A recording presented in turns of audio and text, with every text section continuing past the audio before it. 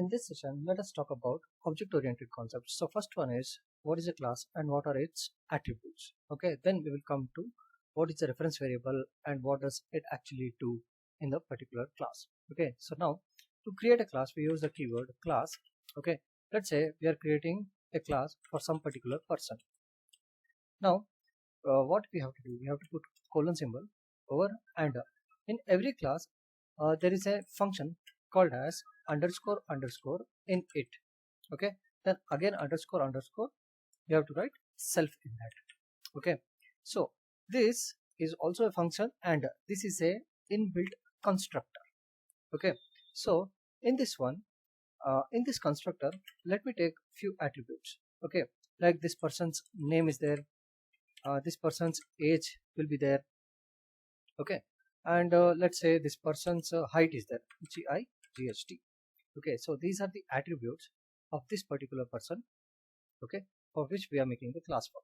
Okay, and right now those values have not been assigned. Okay, so name, age and height will be assigned by using this self-reference variable. Okay, we have to say like this: self dot name is equal to name. Similarly, we have to say self dot age is equal to age, and self dot height, okay, height is equal to HEIGHT, height. So this is what the constructor's function is. Okay, now when your class is ready like this, okay, you have to come outside like this, and then let's say for one person, okay, see for the person 1, okay, I'm going to keep a reference variable called as p1. Okay, and here I'm going to use the constructor of this particular class like this. Okay, if we use the class name and put this parenthesis over here, okay, on the right side, it is considered to be as a constructor of that particular class. So in this constructor, okay, when I initialize the name variable, okay, so I will say the name of the person is John, okay, and his age is 30, okay, and height, let's just say, is 156 or 146 like this. Okay, so now when I save this, okay, see all these three values will be initialized to name, age and height, okay, through this self-reference variable. Okay, that is what is the function of this function in it, means it initializes. The full form for in it is initialize all the variables or attributes which are there in this constructor using the self-reference variable. Okay, now all we have to do is come here and print all the values using the p1 reference variable. So if I say p1 dot name, okay, then let's say p1 dot age, and similarly I will say print p1 dot height like this. Okay, now if I run this, okay, it is going to print all the three details, okay, belonging to that particular person. Okay, now just like this only we can create our own functions. Okay, here let us say we have to create a function and we have to make sure that all the functions are indented with this particular line. So here I will say like this: show details. Okay, this function will also have a self-reference variable. Okay, and now here we will print all the details of this particular person. Okay, so I will say the person details. Okay, details are like this here for his name. Okay, then I'll put a comma, then I will say one more. Okay, and I will say like this: after comma I will say his age is, okay, like this. Okay, then here I will say his height. The person details are, or we'll say like this, okay, the person's name, okay, person's name is this curly braces, age is this curly braces, and height, GIGHT, height is this curly braces. Okay, now what you have to do, you have to come outside the double quotes and put dot format function. Okay, then for the first curly brace we are going to say it is the self dot name. Okay, next for the age we are going to say self dot age. Next we are going to say self dot height, like this. So these are the three values, okay, which we are going to give inside the format function. Now let's save this, and instead of printing all these values like this, okay, what we can do is using that p1 reference variable, okay, we can call the show details function. Okay, so now let's save this and let's run the program.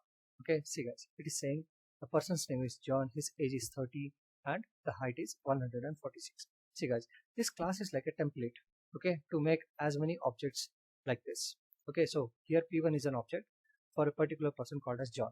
Okay, just like this I can create as many objects as I want. Say, let's say for the person, next person. Okay, so I will name it as p2, then again use the constructor of this class. Okay, this time let me give some other name. Okay, so this time the person's name I want to keep it as Smith. Okay, let's say his age is 35. Okay, and then his height, let's say we are saying it as 178. Okay, now using p2 reference variable, okay, now again I'm going to call the show details method. Okay, now if I say like this, okay, so now this time it is going to say the person's name is Smith, his age is 35, and his height is 178. Okay, so this class is a template, okay, by using which we are creating multiple number of objects. Okay, now in this we have few attributes. Okay, these are the attributes. Okay, to find the values of these attributes we have some inbuilt function, okay, like has attribute, set as attribute. So let me write it here like this. Okay, let us say in the print statement, like if p, okay, let's just say if p1 dot has attribute, okay, HASATTR has attribute, let's say called as name. Okay, I want to check whether it has an attribute called as name or not. Okay, so let's print it and let's run it. It says once again the ATTR has attribute. Okay, it says it doesn't have. Okay, sorry, this here is a mistake.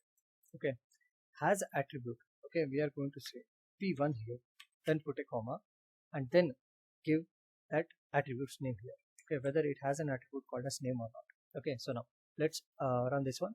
Okay, and it will say yes, it has an attribute called as height. Okay, sorry, name. Okay, similarly, if I say check whether, okay, it has an attribute. Okay, so we'll put first have to put the reference variable, and then now we'll say does it have a weight attribute. Okay, so now run the program and it will say false. Okay, now we don't have any attribute called as weight. Okay, now let us do one thing. Let us set a new attribute called as weight.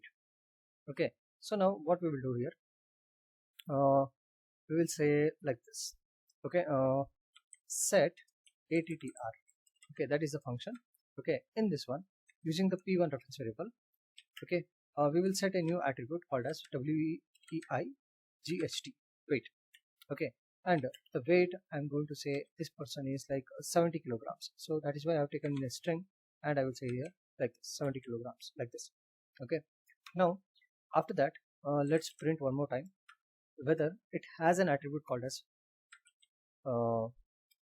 weight or not. So let's say p1 comma has attribute. Okay, in double quotes I'm going to say WEIGHT. Okay, now let's save this and let's run it again.